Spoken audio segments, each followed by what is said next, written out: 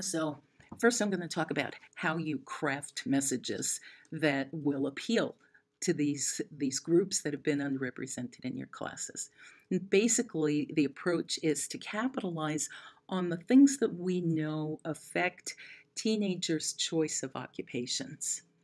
Research has shown that the various factors that have the most influence on choice of occupation are interest. Yeah, I find this topic interesting. I find this subject interesting, this work interesting. Confidence. I believe that I could succeed. Belonging. I feel like I belong with the people who are in these classes. I'm comfortable with those other students. Identity. I see myself as a computing person. So these are the kinds of factors that influence whether or not a teenager is likely to select an occupation. And what we want to do is capitalize on interest, confidence, belonging, and identity for young women. So we'll start off talking about interest. You want to ignite your students' interest. You want to spark it. You want to get them interested.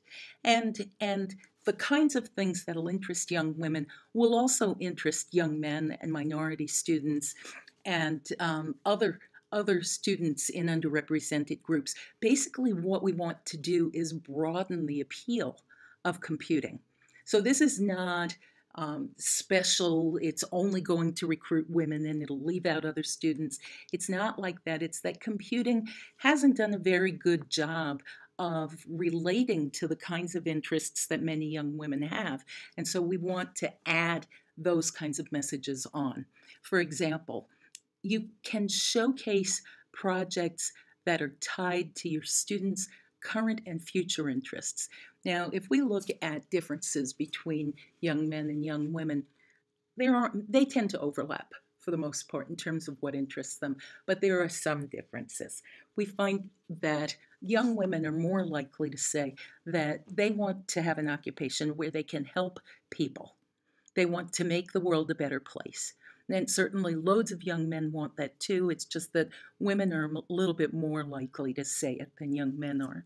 So we want to show them ways that computing will let them have an occupation that allows them to indulge in that interest, that helps them help other people. Okay, so for example, this picture that I have here is a jacket made with a LilyPad Arduino that has sensors built into it so that blind people can navigate their environment. So this very clearly shows how computing expertise could help you make the world a better place for people who can't see. Another example of the kinds of interests that young women might have, things that you could build messages around. Computing offers careers that are flexible. You can work in a variety of industries. You can work in a variety of locations. Oh, if they say, well, I want to go into education.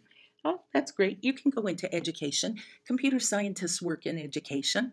Or I want to live in the South. Well, yeah, there are plenty of places that have computing occupations in the South. Or I want to work in forensics. Yes, you can do that work with a specialty in computing. I want socially relevant work. I want to work with others. I want time with my family. I want work where I can feel comfortable that there will be jobs for me when I'm looking for them. I want to make a lot of money. I want to find an occupation that satisfies me. Okay, well, these are all the kinds of things that young people say, particularly young women say them. An example of a message about computing that might appeal to young women is that it offers exciting work that affects our world and the people in it. So some examples of that are that if you have computing expertise, you can create technology that makes it possible to track endangered dolphins. Ooh, that sounds like fun to many young women.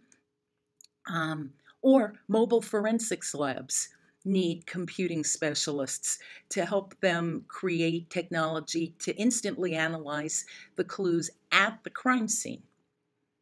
I already talked about that jacket that has a sort of built-in GPS system. These are all examples of things that you can tell your students they might be able to do with computing expertise. There's a lot of material on this topic that you can get from .diva, DOTDIVA .org, O-R-G. It's market research that was done with a teenage audience of young women, and they found what particularly appealed to those young women. Another example of a potentially appealing message that hasn't been used often enough is that computer scientists give back to their communities, that technology can be used to promote human rights. So, for example, a computer specialist has designed a secure database that allows recording of human rights abuses, but shields the identity of the person who's recording it, so that victims and witnesses are not identified, but the violation can be reported.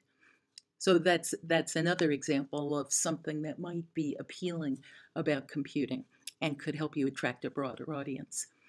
Another example message: people want to go into occupations that they think will be rewarding, enjoyable, right?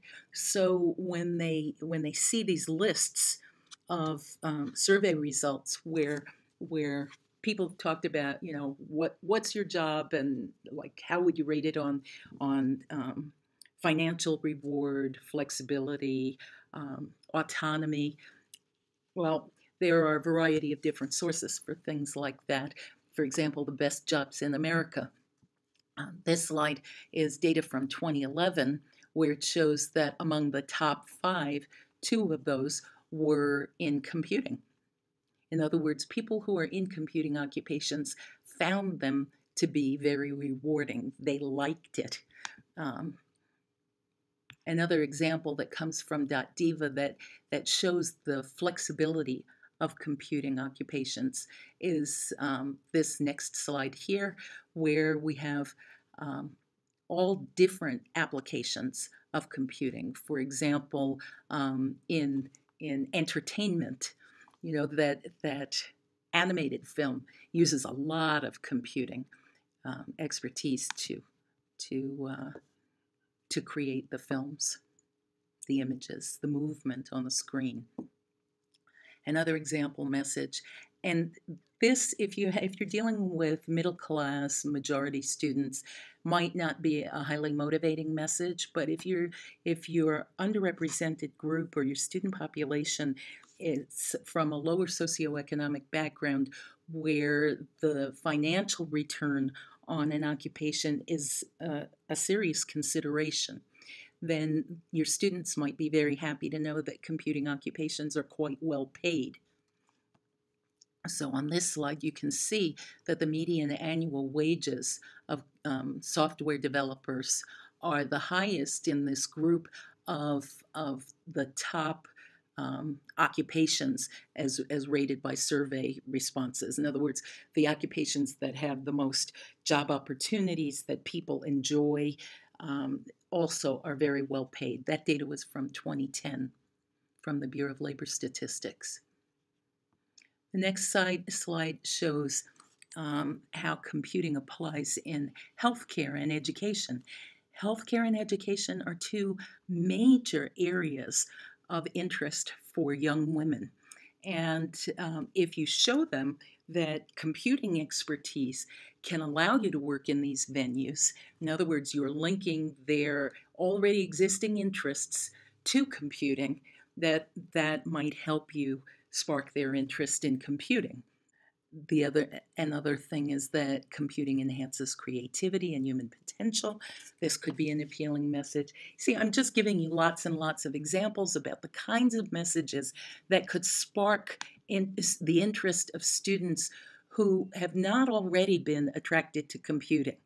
Students who have other interests, but if they knew how they could meet those other interests through knowledge of computing, might be motivated to learn some computer science, take your classes.